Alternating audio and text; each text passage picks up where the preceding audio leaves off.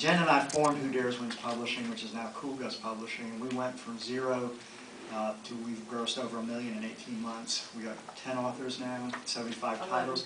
So everybody's taking a different path, and that's the key. Everybody in this room is in a different situation, so take everything you hear from us with, how does this affect me? Not publishing, but my situation in publishing. I'd like to go back through, and this time we are starting with you, Diane. Why did you choose indie publishing if you did choose it, and how's it worked out for you? Okay. I am a person who likes to try new things. Not everybody is, and maybe you're not like that. But I am, when you're standing in the checkout line at the grocery store and it says new and improved, I'm going to pick that up. Okay? Somebody's going to send me something, say, never been tried before, I'm going to try it.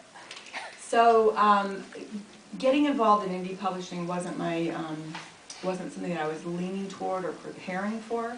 But once I decided to do it, then I wanted to learn everything that I could learn about it. And that's why I've really enjoyed it. I was traditionally published, and I still am traditionally published. And I have worked with a bunch of different publishers. I used to be on the board of this organization. I've been involved in lots of writers' organizations, so I've been around the writing world for a long time. But I wasn't aware of the revolution that was going on in indie publishing and ebook publishing, even though I'm a really avid ebook reader and have been for quite a while. I didn't have the first Kindle, but I did have the second one because I like to try new things. Did I mention that? And I really enjoyed it very much. So I'm supposed to not talk much, right? Okay, CJ's turn. I started out traditionally published, and I had a problem. Berkeley was putting my books out about one book a year, and my readers could read a lot faster than that, and they were begging me for more books. I could write a lot faster than that.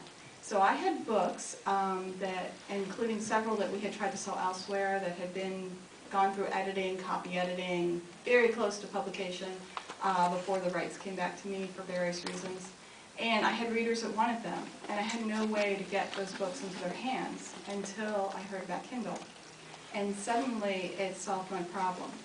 And so I actually turned to it more for a marketing rather than a money-making proposition. I wanted to be able to keep my readers excited. And the best piece of writing advice I've ever gotten came from Jeffrey Deaver. We were at an awards banquet sitting together, and we both won, so that was kind of nice. But I asked him, I said, I'm new with this, you have so much more experience, what one piece of advice would you give me? And he said, the reader is God. He said, if you use that to make every single decision you make, whether it's a plot point or a marketing issue, or should you publish with one publisher versus another in the contract, think of them first and you'll always be right. So I started out in the early 1980s writing sort of Cold War paranoia, Ludlum type thrillers for Pinnacle Books. And had a couple of bestsellers, and things were going really, really well. During that time period, I was teaching at UCLA. I was fortunate to have a really bright student in my class named Lee Goldberg,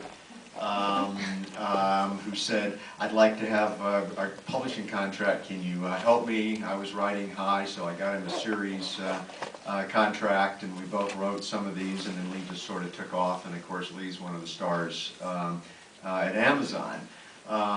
And there was a 4-book contract, and by the time we got to book number 3, Pinnacle went bankrupt, owing Lee some money and owing me a little over $1 million.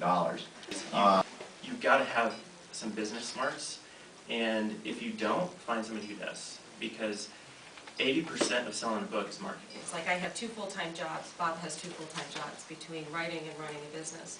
So between the 2 of us, we have 4 jobs. But one thing I will disagree with, I don't think marketing is, there's one way to sell a book, word of mouth. It's where people, my mother-in-law comes to me and says, what's the next best book I should read? So I hand her one of Bob's. Right faster. The best marketing you can do for your book is write another better book. Content is king. It's absolutely king. You put one book out there, it's out there. You put another book out there, it's out there. You put that 3rd book out there, it seems to be kind of the magic number. and then maybe start working on different ways of promotion. But we have found, still, the Amazon algorithms and all of those different things, placement is still key. You get in that magic page on Barnes & Noble where they feature something. They feature your book. People see it, people buy it. You can go out on Twitter and Facebook until you're blue in the face, and you do have to do it. You do have the presence that builds a community, a place where people can see you. It helps with the search engines and all that. The best thing you can do is write another book. Write more books and give your readers time to find them and tell their friends. That's the magic formula. Yep. And it works for traditional publishing or indie publishing.